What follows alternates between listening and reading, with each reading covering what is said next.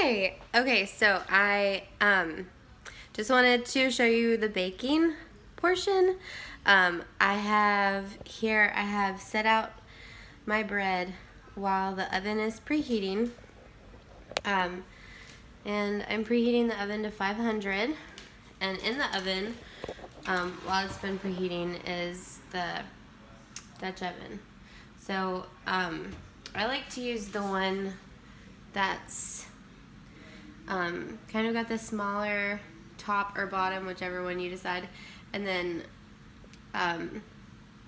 like the, one of the top or the bottom is smaller than the other one, so it doesn't really come with a lid. These just kind of go together, but I like using this one on this side for the bottom because it gives more surface area for the crust to form versus if you are using a regular Dutch oven. Sometimes the sides don't get as brown, but it still works really well. I just started using this a year ago, but anyways, a regular Dutch oven will work too. So those have been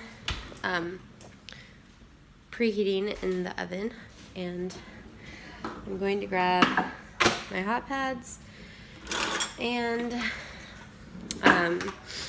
I use this scalpel thing now with a razor blade because a knife wasn't cutting it for me, but you can use a very sharp knife to make your cuts in the top of the bread. So this is just a razor blade. It's super sharp. And I like to use that to make the cuts. You need to make cuts in the top of the bread because the air has to release somewhere. And if you don't make cuts, then it will release in very odd patterns. So it's important to plus it makes a cool design. So I'm going to see if I can prop this up right here. I'm gonna grab some people use this for a lid for the pot, but I use it for the base. So I have my base super duper hot. Have my bread here. That's hopefully not gonna stick.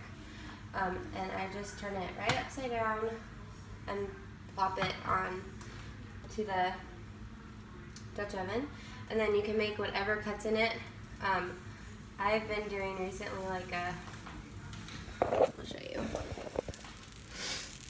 if I can see, kind of a star shape. You can see that pattern. I don't know if you can see that with the light at all there. But you can really do whatever you need, whatever you want. You can do a smiley face, you can do a cross. Tartine has some different patterns in his that he uses. He does a square. So I'm going to put this in the oven. Well, let me show you the outside of the oven because otherwise you won't be able to see.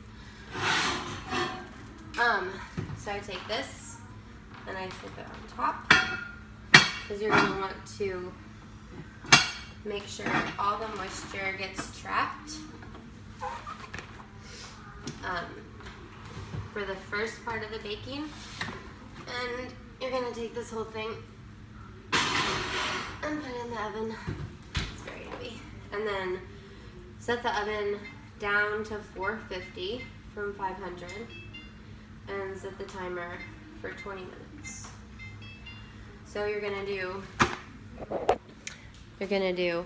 450 for 20 minutes with the lid on, and then you're gonna do 20 to 25 minutes with the lid off. It just kind of depends on your oven. I usually check it at 20 minutes regardless. And you don't need a thermometer or anything. Just look at the crust. If it looks like it's dark enough, get it out. If it doesn't, then put it in for 5 more minutes. When you get it out, make sure you have a cooling rack and flip it right onto the cooling rack. Put your Dutch oven back in the oven and reset the oven to 500 and get out your second loaf.